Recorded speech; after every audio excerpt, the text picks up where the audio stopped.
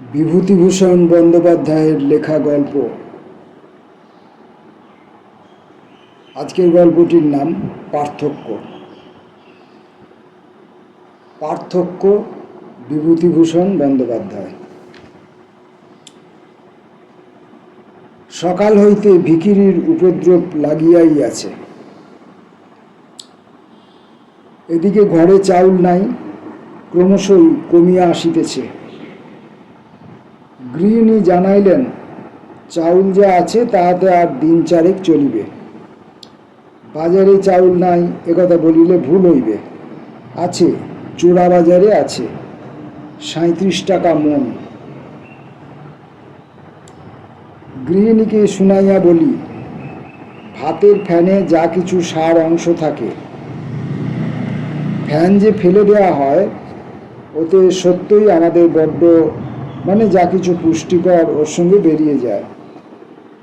সাহেবরা ফ্যান ফেলে না, জাপানিরা ফেলে না।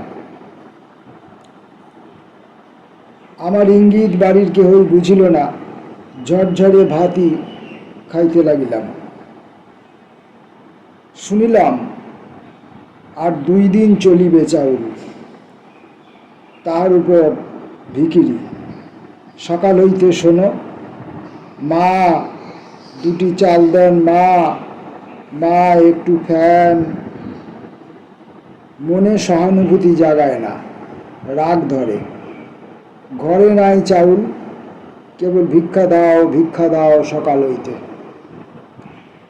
হিসাব করা চাউল আজকাল। এদিকে বাজারে দ্রব্য প্রায় অমিল। 37 টাকা দরে চাউল কিনিয়া কতদিন চালাইব? কায় ক্লেশে যদি বা চলে, ভিখিরির উপদ্রবে আর তো পারি না। অথচ ভিক্ষা মিলিবে না বলিতে পারি না, সংস্কারে বাঁধে। বাল্যে পল্লীগ্রামের বাড়িতে থাকিতে দেখিতাম, মুষ্টি ভিক্ষা হইতে ফকির বৈষ্ণবকে কেউ কখনো বঞ্চিত করিত না। সেই হইতে কেমন একটা সংস্কার দাঁড়াইয়া গিয়াছে, ভিক্ষা না দিয়া পারি না। কিন্তু আসলে বিরক্ত হই, না আসিলেই যেন ভালো।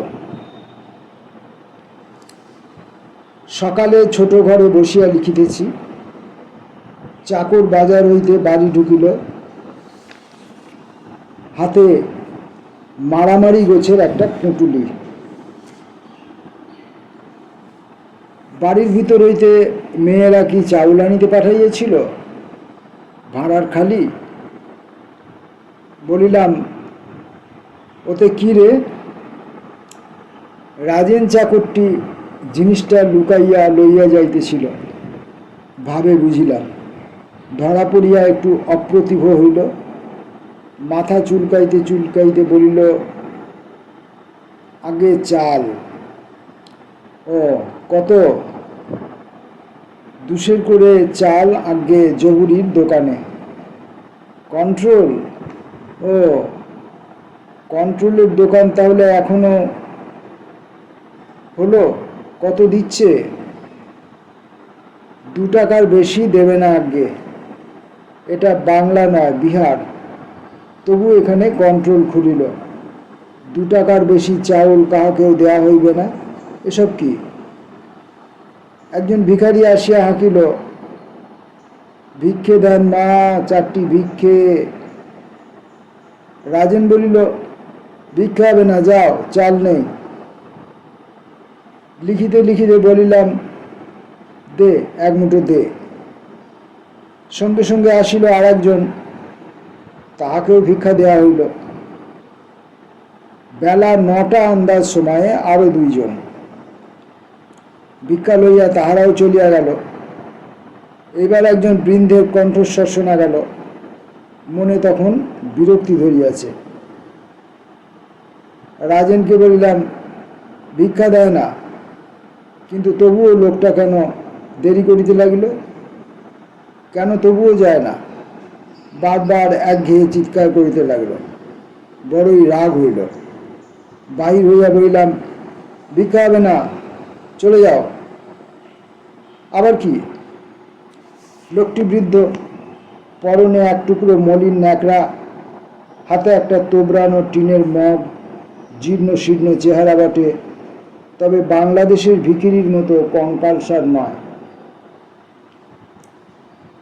লোকটা মগটা তুলিয়া টানি না বলিল,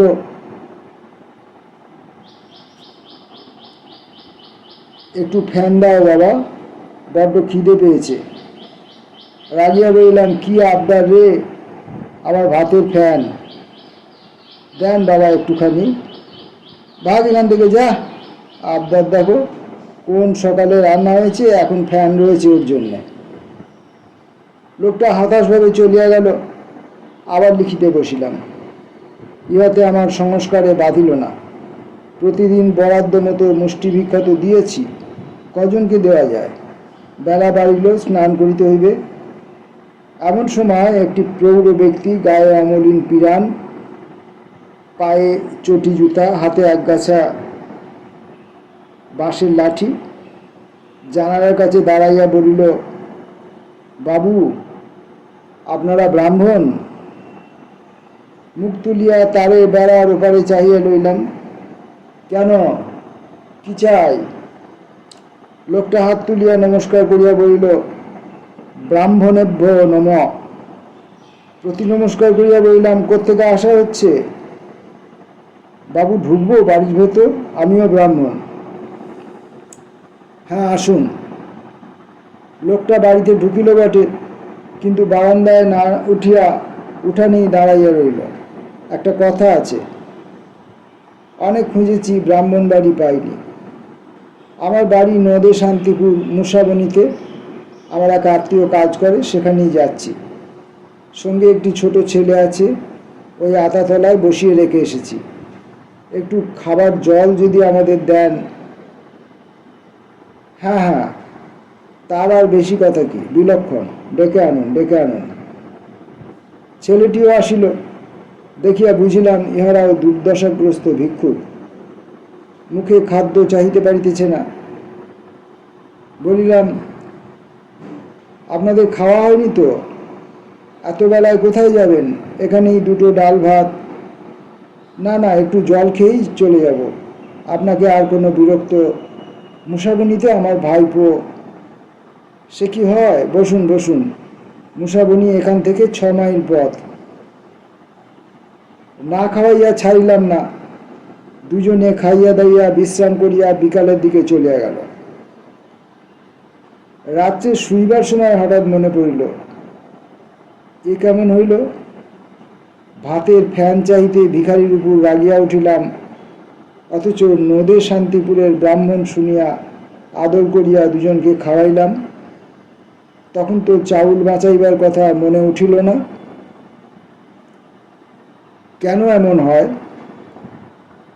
ভাবিয়া দেখিলাম, ইহার কারণ সে ভিখারি আমার শ্রেণীর মানুষ নয়। নিজেকে আমি ভিখিরি রূপে কল্পনা করতে পারি না, কিন্তু মনে মনে নিজেকে নদিয়াবাসী দরিদ্র ব্রাহ্মণ রূপে অনায়াসে কল্পনা করিতে পারি।